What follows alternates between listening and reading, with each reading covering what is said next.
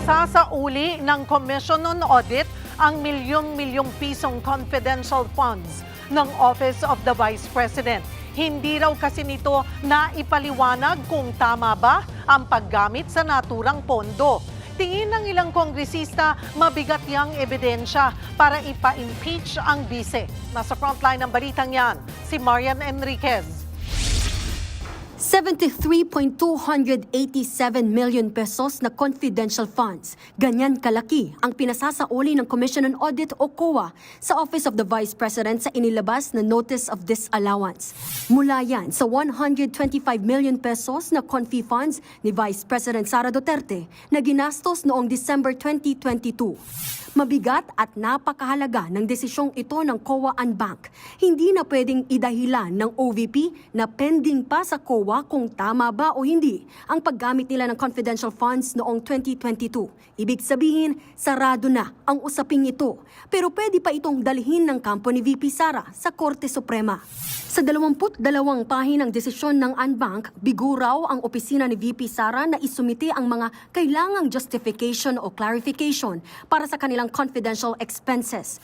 Wala raw na ipakita ang OVP na patunay na naging matagumpay ang kanilang confidential operations. Kung hihimayin, lumalabas na 69.7 million pesos ang ginamit ng bise para sa payment of rewards na hinati-hati sa cash, various goods at medicines. Nauna nang umapila ang kampo ng bise na mayroon namang general statement sa kanilang accomplishment report na nagsasabing 100% na naipatupad ang mga aktibidad ng walang untoward security-related incident. Pero nanindigan ang COA na hindi ito sapat. Hindi kasi nilahad ng kampo ng bise ang mga detalye o breakdown ng confidential expenses at salaysay ng tagumpay na information gathering o surveillance activities. Wala rin daw anumang bahid na para ito sa national security, kaya hindi maituturing na confidential in nature. Kaya pati ang mga biniling mesa, upuan, desktop computers at printers na nagkakahalaga ng 3.5 million pesos dinisalaw din ng COA. Wala kasing official receipts o sales invoice na isinumite ang OVP, kundi pawang acknowledgement receipts lamang.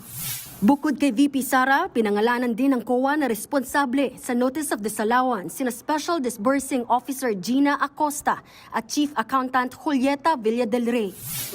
Ayon naman kay House Committee on Public Accounts Chairman at Bicol Saro Party List Representative Terry Ridon, I think as far as the House is concerned, it will basically rise to a level of an impeachable offense, no? Particularly betrayal of public trust. No?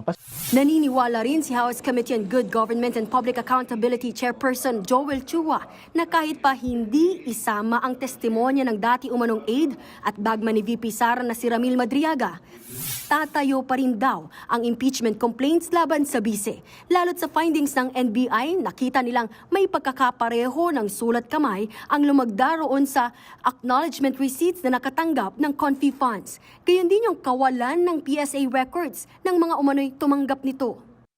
So kung determination of probable cause lang ang pag-uusapan, matimbang. Kahapon, magbobotohan na kami, ako personally, boboto ako for probable cause. Ano naman ang mangyayari kung isa sa uli ni VP Sara ang higit 73 million pesos? Kahit kung magsoli ka ng 73 million, malversation has still been committed Hindi ba? So ibig sabihin, hindi ho nako-cure ng returning of an amount of money. Nagbabalita mula sa Frontline, Marian Enriquez, News 5. Mga kapatid, Cheryl Cosing po. Maging maalam at may pakialam sa mga napapanahong issue at headlines. Mag-follow at mag-subscribe na sa social media pages ng News 5.